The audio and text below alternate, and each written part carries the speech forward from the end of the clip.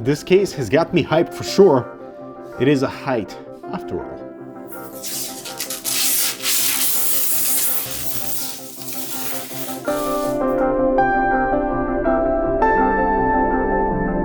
Well, good people, welcome to this CES preview of the new Hyte Y40. It's slightly lower in volume than the previous Y60, which is a fantastic, really popular dual chamber enclosure, and it's carrying over some of the most popular things from the Y60, including this stunning and probably the best looking Gen 4 riser cable ever. Honestly, I love the Experience Play slogan because it fits with this enclosure perfectly. We still have many angular elements on the interior, on the exterior, but now it's like a little bit of an addition of some curvature, which I'm on board with. Now, from a design point of view, the Y40 looks stunning in my opinion, just because we have this tempered glass at the front and on the side, of course, so all your hardware is going to be visible and on display. Side ventilation, your vertical GPU, for example, as well. The tempered glass is that perfect tint, so everything is visible and any illumination on the inside will just peek right through, and it's not colored anyway, so that's awesome. The front I/O here is the same layout as on the Y60, and because we're missing that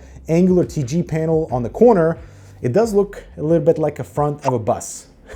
Let me know if you agree. From a point of view of ergonomics, Hyte has definitely made sure that everything is super simple. So top panel, pegs, easily removable. Same thing with your main side panel here with the glass, just pulls out and you lift it slightly from the bottom lip.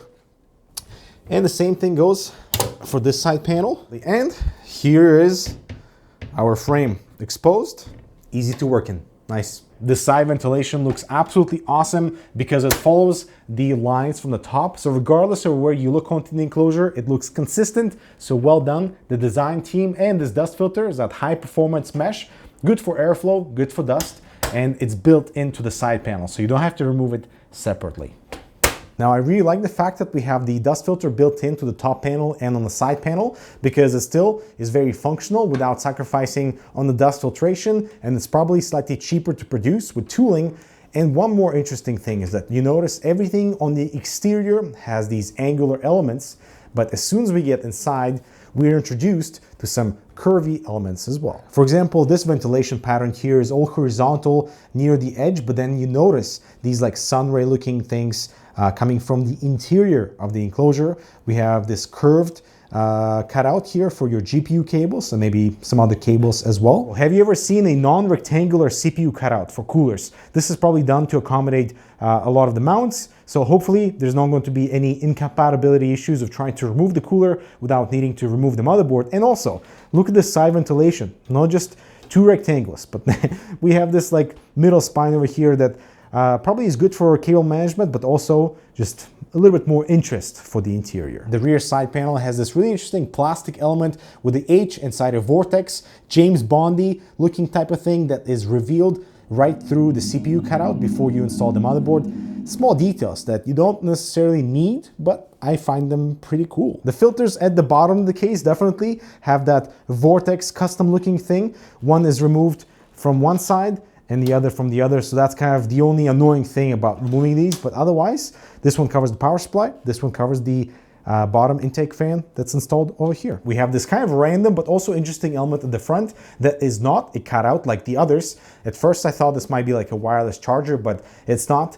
It's it's just there. The storage bracket shape is also interesting. That can house dual SSDs or a single 3.5-inch drive. That's the only storage capacity inside the Y40. And initially I thought this might be like the cutout from the CPU cutout because it kind of follows in a similar shape. This is not exactly a rectangle, but it's not. It's a standalone piece of metal here. Still really interesting. Looking at the back, a few things you'll notice. First of all, this is no longer a dual chamber configuration. The power supply is at the bottom, kind of standard. We have 4 PCI slots for our vertical GPU orientation. This is one of the biggest changes in the Y series from Hyte. Now you can install a 4-slot GPU. I mean, good luck finding one. First of all, with no height restrictions, because you know, we have lots of height there availability. We have these smaller, low-profile PCI slots beside the motherboard. Once I install the motherboard, I'll show you what happens if you try to install the graphics card regularly in a non-vertical orientation. We have a fan, a 120mm fan mount over here that's already pre-installed with slight height variation, and also these very large cable tie points. So if you're trying to cleanly route all your I/O cables coming from the motherboard, everything can be secured to the case. And we also have the Hyte logo at the back. It's the only place you'll find it. On the interior, so there are no surprises here. We have a Gen 4 riser cable, that beautiful low profile design. We can install a 280mm radiator on the side, and that bracket is part of the frame. It's not removable, but it's easily accessible. And for the top, you can do up to a 360 radiator. So plenty of water cooling potential here. And this whole power supply shroud is plastic, feels very PBT to the touch. I like it. The power supply chamber only houses your power supply. There is no additional storage capacity in here aside from this bracket here, and there's an included intake 120mm fan.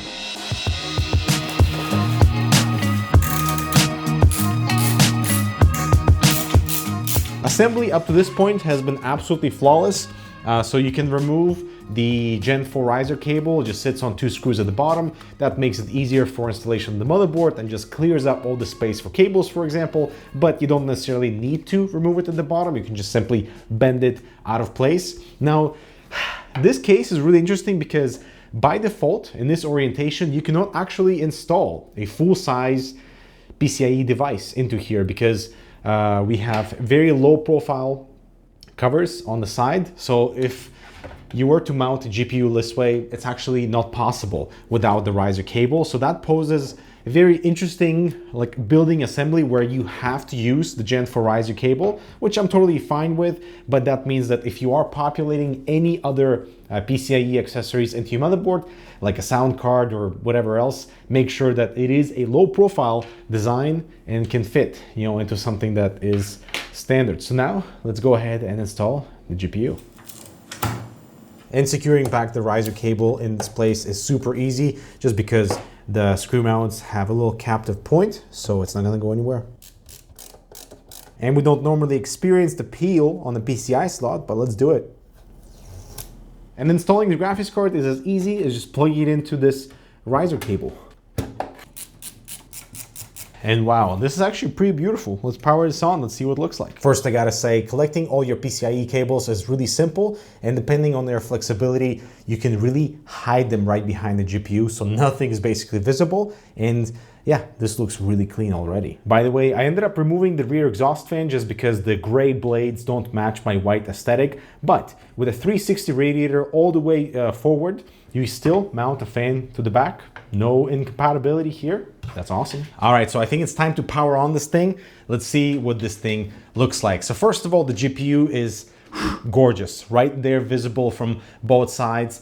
I do have, an opportunity to showcase more fans on the side ventilation there just because it's so visible as well. The 360 radiator above is kind of nestled inside the top frame. It's kind of hidden, it's kind of discreet. So if you are going for the most showcase possible, any GPU you install here is going to be absolutely gorgeous. If you do want to maximize the showcase element, definitely install anything into that side ventilation, perhaps with RGB as well, and also maybe something for the back. But I think the GPU section would be the most advanced for the showcase piece, you know what I mean? But otherwise, the Y40 looks absolutely gorgeous. Let's put it back together and show you some B-roll.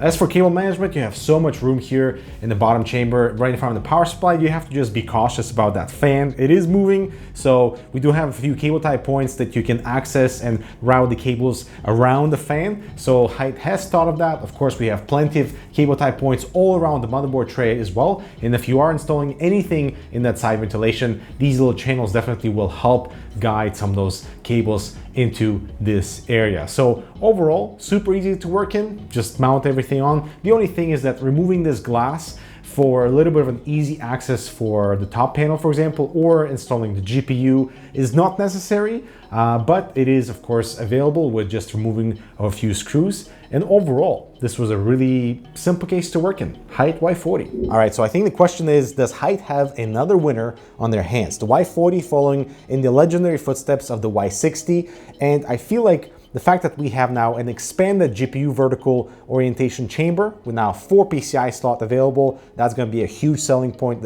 and because this GPU is so beautifully displayed in this enclosure without compromising on our cooling capacity. That's a big one. Cable management is awesome. Design, I think, is out of the park. So yeah, there are plenty of winning points in here, except for the fact that you cannot install a standard horizontal GPU directly into your motherboard. So if anything were to happen with that Gen 4 riser cable, make sure you have a spare just so you can run your system. Otherwise, the Hyte Y40, I feel like it's awesome. I'm gonna do a proper build in this with all new components, so stay tuned for that. Let me know what you think of the Y40 in the comments. Thanks for watching the CES preview. I'll talk to you in the next video.